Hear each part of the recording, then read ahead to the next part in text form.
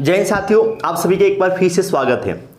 साथियों, हमने पिछले सेशन में भारतीय इतिहास का जो प्राचीनतम स्रोत जो कि हमको धर्म ग्रंथों से मिलता है उसके बारे में देखे थे। जो आपके एग्जाम में मेन क्वेश्चंस बनते हैं वो देखे थे हम लोग। कुछ क्वेश्चंस ऐसे थे तो बाकी रह गए थे, तो उन क्वेश्चंस को भी देखना बहुत जरूरी है क्योंकि वे क्वेश्चंस आपको बार बार पूछे जाते हैं। इनके बारे में आपको जानकारी बहुत ही इंपॉर्टेंट है। तो आज के सेशन में जो बचे हुए क्वेश्चन थे उनको कंप्लीट करेंगे ताकि ये कंप्लीट जो ये आपका पहला टॉपिक है प्राचीन भारतीय इतिहास के जो स्रोत वो कंप्लीट हो सके। तो चलिए आज के शानदार से सेशन को शुरू करते हैं। आप क्वेश्चन सुनिएगा, क्वेश्चन सुन के आप आंसर देने का प्रयास कीजिएगा। अगर आंसर दे पाते हैं बहुत अच्छी बात है, नहीं दे पाते हैं जो बताएंगे आंसर उसको आप एकदम रट लीजिएगा। तो चलिए शानदार से सेशन को शुरू करते हैं। चैनल पर नए तो सब्सक्राइब करके बेल आइकन दबा दीजिएगा। पहला क्वेश्चन आपके एग्जाम में जो बनता है वो पहला क्वेश्चन आज का है कि बुद्ध के पूर्व जन्म की कहानी किसमें वर्णित है। बहुत ही फेमस क्वेश्चन है दोस्तों कि बुद्ध के पूर्व जन्म की कहानी किसमें वर्णित है। बोलिए, आंसर होगा जातक। बहुत ही फेमस क्वेश्चन है, याद रखना है कि बुद्ध के पूर्व जन्म की कहानी जातक में वर्णित है। क्लियर। अगला क्वेश्चन है कि जैन साहित्य को क्या कहते हैं। जैन साहित्य को क्या कहा जाता है, किस नाम से जाना जाता है। बोलिए, जैन साहित्य को किस नाम से जाना जाता है। आंसर होगा आगम।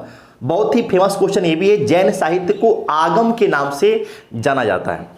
अगले क्वेश्चन पे आते हैं। अगला क्वेश्चन है कि अर्थशास्त्र के लेखक कौन थे। अर्थशास्त्र के लेखक कौन है, कौन थे, आपको बताना है। बड़ा ही फेमस किताब है ये। तो आंसर होगा इसका कौटिल्य या विष्णुगुप्त या इसको चाणक्य के नाम से भी जाना जाता है। कौटिल्य भी बोल सकते हैं आप, विष्णुगुप्त भी बोल सकते हैं और चाणक्य भी बोल सकते हैं। अर्थशास्त्र नामक जो फेमस किताब है उसके रचयिता है, रचनाकार है। क्लियर। आते हैं अगले सवाल पे कि इतिहास के पिता किसे कहा जाता है। इतिहास का पिता किसे कहा जाता है। बोलिए, इतिहास का फादर किसे बोलते हैं, तो हेरोडोटस। इतिहास के पिता हेरोडोटस को कहा जाता है। क्लियर दोस्तों।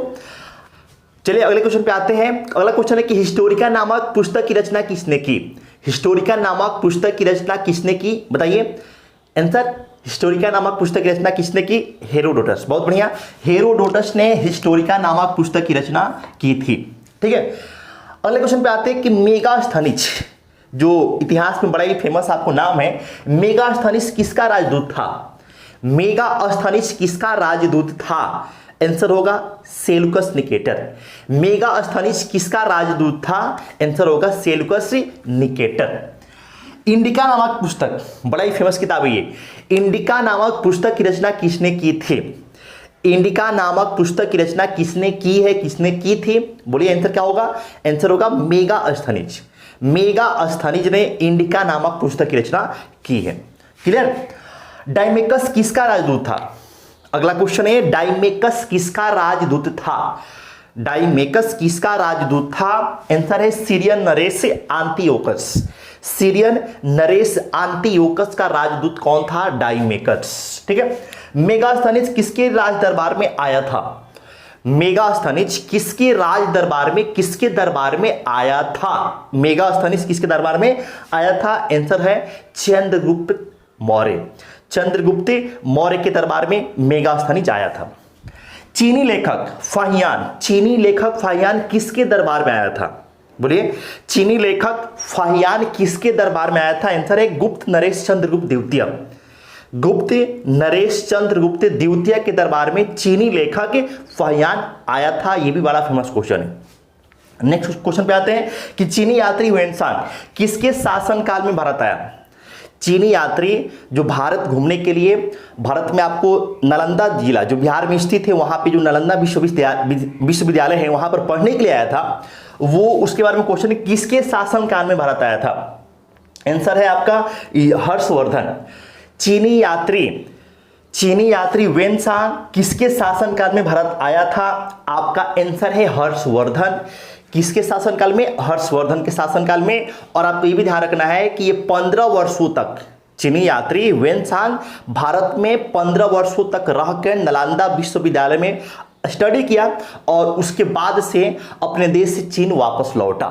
ठीक है, ये आपको ध्यान रखना है। और ये भी क्वेश्चन आपको पूछा जाता है कि चीनी यात्री वेनसांग का जो भारतीय भ्रमण वृत्तांत है, भारतीय जो घुमा था भारत भ्रमण वृत्तांत है, वो किस नाम से प्रसिद्ध है? चीनी यात्री वेनसांग का भारत भ्रमण वृत्तांत किस नाम से प्रसिद्ध है? तो आपका आंसर होगा सीयूकी नाम से प्रसिद्ध है भारत भ्रमण वृत्तांत। किसका? तो चीनी यात्री वेनसांग। ठीक है, तो ये भी आपको ध्यान रखना है। वेनसांग के अध्ययन के समय, वेनसांग जो चीनी यात्री था उसके अध्ययन के समय नालंदा विश्वविद्यालय के कुलपति कौन थे? वेनसांग के अध्ययन के समय नालंदा विश्वविद्यालय के कुलपति कौन थे? बोलिए आंसर क्या होगा? सीलभद्रे नालंदा विश्वविद्यालय के कुलपति थे। कब? तो जब चीनी यात्री भारत में, जो आपका नालंदा विश्वविद्यालय जो बिहार में वो पढ़ने जब उस समय आया था, तो सीलभद्रे कुलपति थे उसके। ठीक है, तो ये भी आपको ध्यान में रखना है। अरबी लेखक अलबर्नी किसके साथ भारत आया था? अरबी लेखक अलबर्नी किसके साथ भारत आया था? आंसर है महमूद गजनवी। अरबी लेखक अलबरूनी किसके साथ भारत आया था? महमूद गजनवी के साथ भारत आया था। ठीक है, अगले क्वेश्चन पे आते हैं। किताब उल हिंद या तहकीक ए हिंद नामक पुस्तक की रचना किसने की? किताब उल हिंद या तहकीक ए हिंद नामक पुस्तक की रचना किसने की? आंसर है अलबरूनी, जो कि आपका अरबी लेखक था अलबरूनी, उसी ने आपको किताब उल हिंद या तहकीक ए हिंद नामक पुस्तक की रचना की थी। ठीक है, चलिए अगले सवाल पे आते हैं कि सर्वप्रथम भारतवर्ष का जिक्र किस अभिलेख में मिलता है? सर्वप्रथम भारतवर्ष का जिक्र किस अभिलेख में मिलता है? आंसर है आपका हाथी गुफा अभिलेख। सर्वप्रथम भारतवर्ष का जिक्र किस अभिलेख में मिलता है? हाथी गुफा अभिलेख में। ठीक है, नेक्स्ट क्वेश्चन पे आते हैं कि सर्वप्रथम भारत पर होने वाले हूण आक्रमण का जानकारी किस स्तंभ लेख से मिलता है? सर्वप्रथम भारत पर होने वाले हूण आक्रमण की जानकारी किस स्तंभ लेख से मिलता है? बताइए आंसर होगा भीतरी स्तंभ लेख। आंसर है भीतरी स्तंभ लेख। ये आपको रट जाना है। ये सारे क्वेश्चन ऐसे जो आपके फेमस है, ये आपको पता होना ही चाहिए। अगला क्वेश्चन है कि सती प्रथा का पहला साक्ष्य किस अभिलेख में मिलता है? सती प्रथा का पहला साक्ष्य, पहला प्रमाण किस अभिलेख में मिलता है? आंसर बोलिए, आंसर होगा एरण अभिलेख। सती प्रथा का पहला साक्ष्य किस अभिलेख में मिलता है? तो एरण अभिलेख में मिलता है। नेक्स्ट क्वेश्चन, रेशम बुनकरों की श्रेणियों की जानकारी किस अभिलेख से मिलती है? रेशम बुनकरों की श्रेणियों की जानकारी किस अभिलेख से मिलती है? आंसर है मंदसौर अभिलेख से रेशम बुनकरों की श्रेणियों की जानकारी मिलती है। प्राचीनतम सिक्के क्या कहलाते थे? प्राचीनतम सिक्के किस नाम से जाने जाते थे, क्या कहलाते थे? बोलिए, आंसर है आहत सिक्के।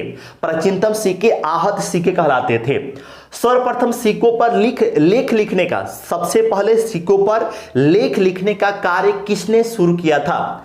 सर्वप्रथम सिक्कों पर लेख लिखने का कार्य किन शासकों ने शुरू किया था? आंसर बोलिए, आंसर है यमन शासकों ने। सर्वप्रथम सिक्कों पर लेख लिखने का कार्य यमन शासकों ने शुरू किया था।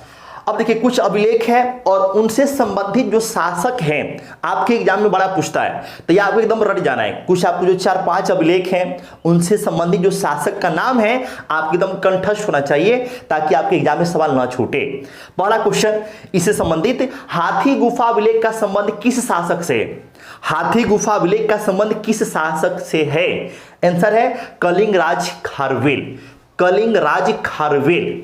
अगला क्वेश्चन, एहोल अभिलेख का संबंध किस शासक से? एहोल अभिलेख का संबंध किस शासक से है? आंसर है पुलकेशिन द्वितीय। याद रखना, एकदम रट जाना है, पुलकेशिन द्वितीय। एहोल अभिलेख का संबंध किस शासक से है? पुलकेशिन द्वितीय। मंदसौर अभिलेख का संबंध किस शासक से है? मंदसौर अभिलेख का संबंध किस शासक से है? मालवा नरेश यशोवर्मन। देवपाड़ा अभिलेख का संबंध किस शासक से है? देवपाड़ा अभिलेख का संबंध किस शासक से है? बंगाल शासक विजय सेन का संबंध आपको देवपाड़ा अभिलेख से। याद रखना, ये 4 जो अभिलेख और उनके शासक बताएं आपको, ये काफी इंपॉर्टेंट है, आपके एग्जाम में कई बार पूछे जाते हैं। और ये बड़ा फेमस क्वेश्चन अगला, अभिलेखों का अध्ययन क्या कहलाता है? अभिलेखों का अध्ययन क्या कहलाता है? आंसर बोलिए इपिग्राफी। इपिग्राफी के नाम से जाना जाता है अभिलेखों का अध्ययन। क्लियर? अगले क्वेश्चन पे आते हैं कि उत्तर भारत के मंदिरों की कला किस नाम से जानी जाती है? उत्तर भारत की मंदिरों की कला किस नाम से जानी जाती है? आंसर बोलिए, आंसर नागर शैली। नागर शैली के नाम से जानी जाती है। अगला, दक्षिण भारत के मंदिरों की कला किस नाम से जानी जाती है? दक्षिण भारत के मंदिरों की कला किस नाम से जानी जाती है? आंसर है द्राविड़ शैली। द्राविड़ शैली। अगला क्वेश्चन, नेचुरल हिस्ट्री नामक पुस्तक किसने लिखी थी? नेचुरल हिस्ट्री नामक पुस्तक की रचना किसने की? आंसर है, बोलिए आंसर प्लिनी। प्लिनी ने नेचुरल हिस्ट्री नामक पुस्तक की रचना की थी। भारत का भूगोल नामक पुस्तक की रचना किसने की है? भारत का भूगोल नामक पुस्तक की रचना किसने की है? टॉलमी। Answer Ptolemy. तो ये कुछ क्वेश्चंस जो आपको पहले टॉपिक से बाकी रह गए थे, जो फेमस है, ये आपको हमने कंप्लीट कराया। तो इस तरीके से पहला जो टॉपिक है, प्राचीन भारतीय इतिहास का जो प्रमुख स्रोत थे जो हमको धर्म ग्रंथों से मिलता है, वो कंप्लीट हुआ। और कंप्लीट होने के बाद से हम लोग अगले टॉपिक पर आएंगे। तो आप कमेंट बॉक्स में कमेंट के माध्यम से जरूर बताइएगा कि आपको कैसा लग रहा है ये जो सीरीज हमने शुरू किया है टॉपिक वाइज, हर एक चैप्टर का जो कंप्लीट एकदम चलेगा, ये कैसा लग रहा है, आपको कितना हेल्प हो रहा है। कमेंट में आप अपनी प्रतिक्रिया जरूर दीजिएगा। फिर से मिलते हैं नए अपसेट में, नए एपिसोड में। तब तक के लिए जय हिंद।